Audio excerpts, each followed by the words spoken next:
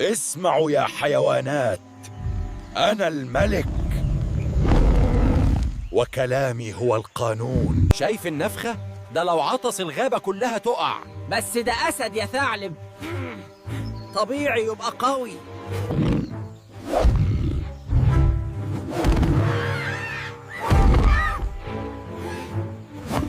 مين اللي بيتكلم هناك؟ أنا؟ لا والله. كنت بسأل الغدا إمتى؟ انت ورطتني.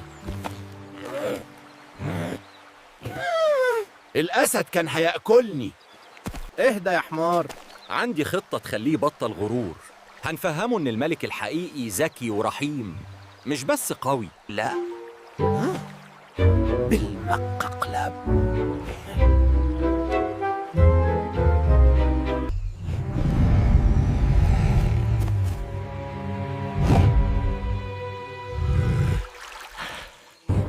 أنا هوريك مين الملك الحقيقي.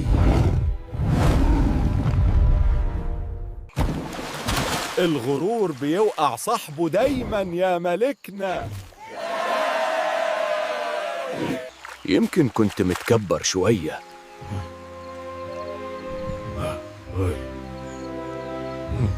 شوية؟ ده انت كنت بتزقر للفراشات. الملك الحقيقي اللي يكسب الاحترام مش الخوف.